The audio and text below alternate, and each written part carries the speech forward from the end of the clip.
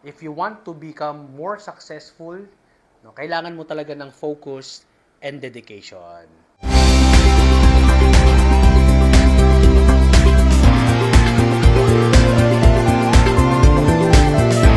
Good morning everyone. This is another episode of Monday Huddle with Red. Yan. Ano bang pag-uusapan natin today? Actually, naisip ko na pag-usapan natin ulit is how to become successful. Pero napakalaki kasi ng word na success, no? So, himay-himayin natin for today's episode.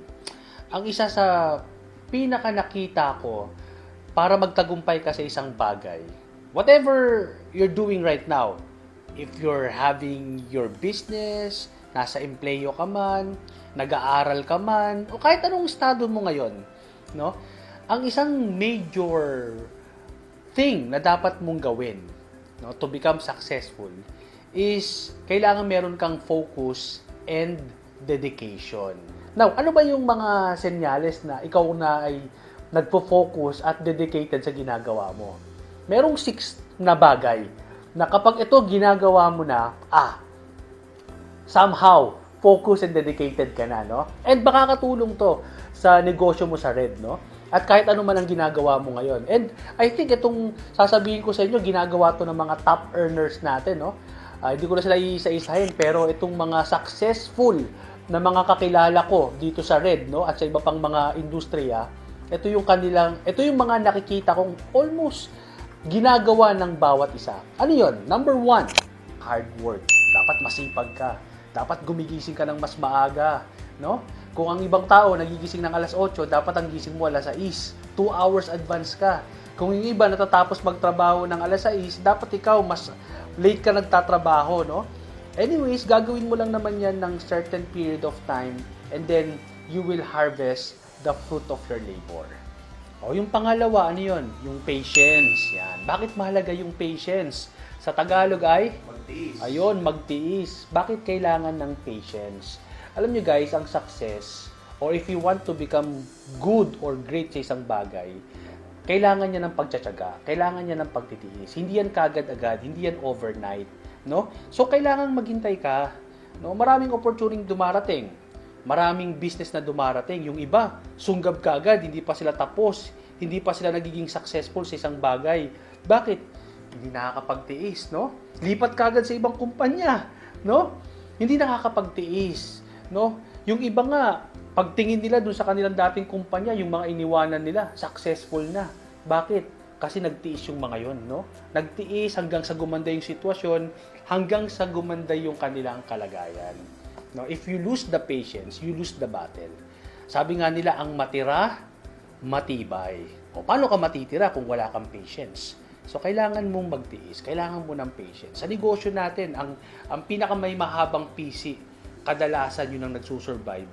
At kapag yun ang nagsurvive, kadalasan yun ang nagiging successful. Ano ba yung pangatlo, guys? Yung pangatlo ay sacrifice, no?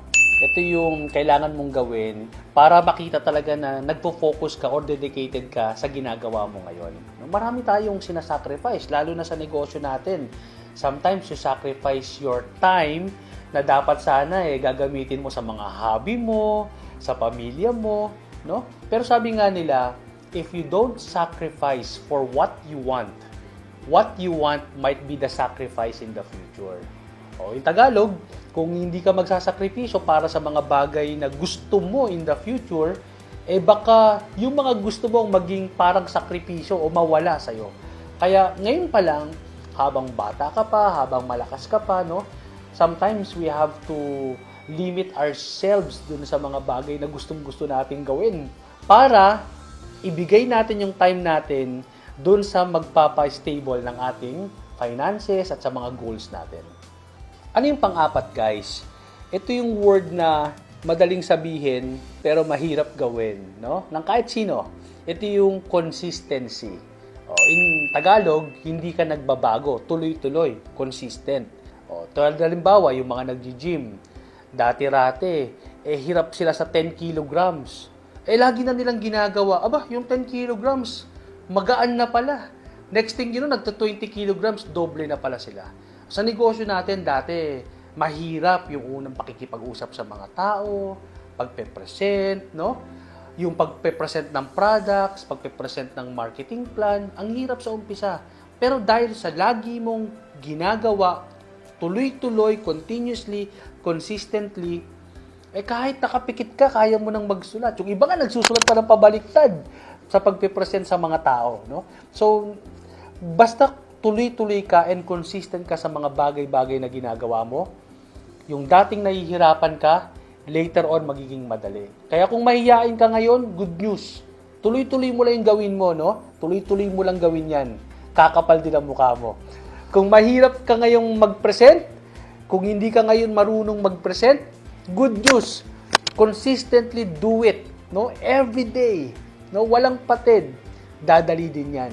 Kung dati wala kang makausap na tao, consistently lang. Mag-invite ka lang. Kahit sinong makausap mo, dadali ang pag-i-invite. Basta continuously mo ginagawa at consistently mo ginagawa, lahat ng bagay dumadali. Ano yung panglima, guys, no? Ito yung tinatawag na discipline. Yan. Sabi nga nila, motivation keeps you going, but discipline keeps you growing, no? Mas lalaki ka kapag may disiplina ka sa sarili mo. Bakit mahalaga yung discipline? Para mas makapag-focus ka and talagang maging dedicated ka sa ginagawa mo. Bakit mahalaga ang discipline? Alam niyo sa mga sa mga athletes, no? Halimbawa sa mga boksingero, napakataas ng discipline ng mga 'yan. Kasi meron silang mga hindi na pwedeng kainin.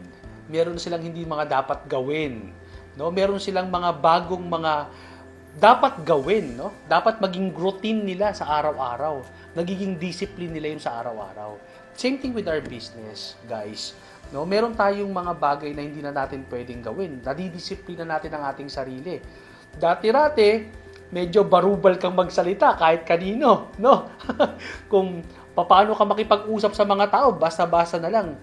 Since ikaw ngayon ay nagnenegosyo, may disiplina ngayon yung bibig mo, no?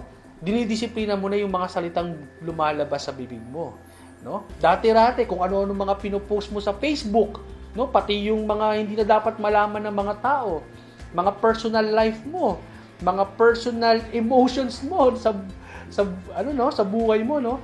Dahil may disiplina ka na at alam mo na nakakaapekto yun sa team mo, hindi mo na yun pinopost sa Facebook. Dati-rati mahilig ka makipag-away, o ngayon gumaganda na yung attitude mo, no? Nangyayari yan kapag may disiplina ka. Ano guys yung panghuli? No? Ito yung self-confidence, no? Actually, I'm a work in progress in this discipline, no? Yung self-confidence. Hindi ito yung confident ka na gusto ka ng maraming mga tao, no? Gustong-gusto ka ng iba't ibang mga tao. Hindi ito yun. Ang tinatawag na self-confidence dito is yung confident ka na kahit na hindi ka sabayan ng mga tao na inimbitahan mo sa negosyo, no? Confident ka na kahit yung mga dati mong kasama, nawala na. Hindi ka na gustong kausap kasi nga nagbago ka na ng estilo ng pamumuhay mo, iba na yung ginagawa mo ngayon, dedicated ka na sa negosyo mo, focus ka na masyado sa negosyo mo, confident ka na kahit wala sila, kaya mo. Kaya mong mag-isa, kaya mong magtuloy-tuloy. No? Kasi alam mo yung pupuntahan mo Alam mo yung goal mo Nabivisualize mo yung patutunguhan mo yung makukuha mo Kaya confident ka ngayon, meron kang self-confidence na kahit hindi sila sumabay, kahit naiwanan ka nila, makakarating ka doon sa pupuntahan mo. Bakit? Kasi alam mo yung ginagawa mo. Number 1, marunong ka mag-present. Number 2, alam mo yung negosyo mo. Number 3, kabisado mo yung marketing plan. Number 4, alam mo yung market mo. Number 5, alam mo talaga yung kabuuan ng negosyo mo. Gumagaling ka pa. Tuloy-tuloy ka pa. No? May patience ka pa. No? Yun, sacrifice mo na yung mga yon. Hayaan mo na yon. No? Nagkakaroon ka ngayon ng mataas na self-confidence. In other words, para ka nagiging fearless. Iwanan ka ng mga taong kasama mo dati, magtuloy-tuloy ka, okay lang yan, no?